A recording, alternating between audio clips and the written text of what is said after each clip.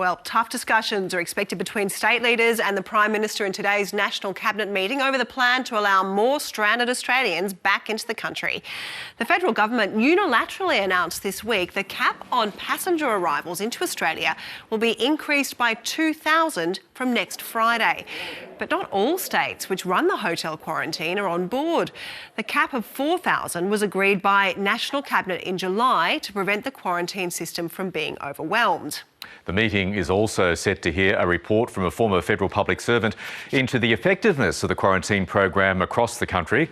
Health Minister Greg Hunt joins us now. Minister, good morning. Talk about some of those issues a bit later, but firstly, this extension of measures including telehealth. I'm assuming the demand for these measures has been sky high.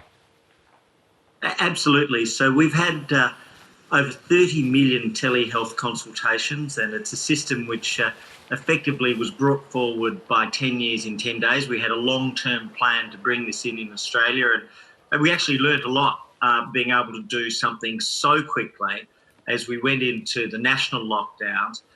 Universal telehealth has really helped protect patients, but also doctors and nurses in general practices and in other practices around the country. And so we're extending it now, and then we're working with the medical groups on the long-term retention. That's our clear goal. But this has been just a revolution in the way that we deliver Medicare and medicine and health services around Australia. What other services are being extended? The home medicine delivery service, approximately 1 million deliveries have been made, often to pensioners and senior Australians. It's helped protect people by ensuring that they can have access to medicines at home. The pathology testing service, so the free pathology testing for COVID-19 is being extended. The hospital agreements with the states and with the private hospitals, which has provided the additional surge capacity, particularly in aged care, established in March and as part of that early planning. And then finally the respiratory clinics, which allow for that testing. All of those things are being extended, and that's just to keep us safe and to help us make sure that the gains we've made are locked down and that Australia continues to be in a position that is literally the envy of so much of the world. OK, let's talk about the federal government's decision to ramp up the number of Australians allowed back into the country every week. And not everybody's happy, including Western Australian Premier Mark McGowan. He claims he has been ambushed by the federal government. He's accusing you of dumping returning Australians in Perth. I guess a phone call from the Prime Minister would have been in order before announcing this. Well, I think that what we've seen is that we've worked very closely with all of the states. Jane Holton, the former Secretary of Finance, has actually been working with all of the states, examined their capacity, indicated that outside of Victoria, obviously, the system has worked incredibly well. The numbers were higher previously and then were reduced. The indication from Jane Holton is that there's capacity, massive hotel capacity around the country to bring Australians home, to bring our sons and daughters home, to bring our parents, to bring people who want to return to their own country home. And so the caps have been a function of the hotel quarantine levels, but we've been very clear that the advice from one of the toughest public servants ever to work in Australia, one of the finest public servants ever to work in Australia, is that there's a clear capacity that can be increased, and that means more Australians coming home before Christmas. Jane Holton's report, the former public servant you refer to, will be considered by National Cabinet. Reportedly, she gives full marks to Queensland's system. Is that the case?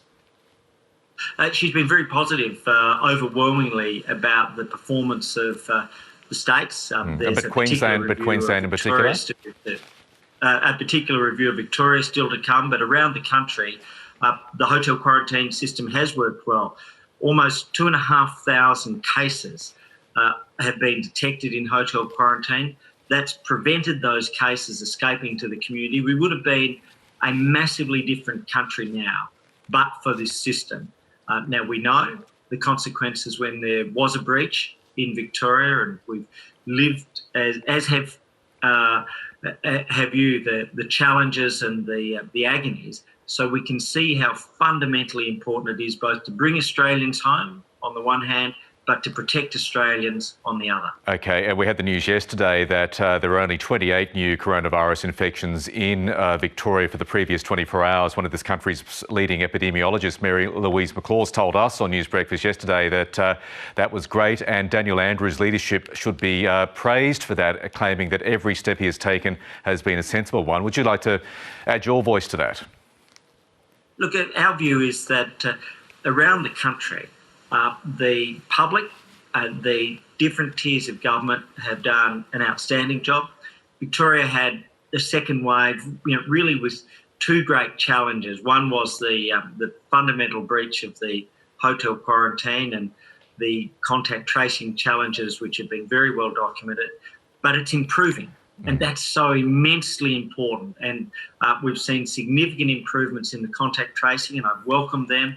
And then new announcements with regards to digitisation, adopting the local public health model that New South Wales has, working with New South Wales. And so we unreservedly and unqualifiedly welcome those changes. It will help protect Victorians going forward. And we've argued for and advocated for them. And to the extent that they're being adopted, I think we should be generous and should recognise that these new steps in contact tracing are really important to protect Victorians going forward. Okay, we'll leave it there. Greg Hunt, Federal Health Minister, thank you so much for joining us. Thanks, Michael.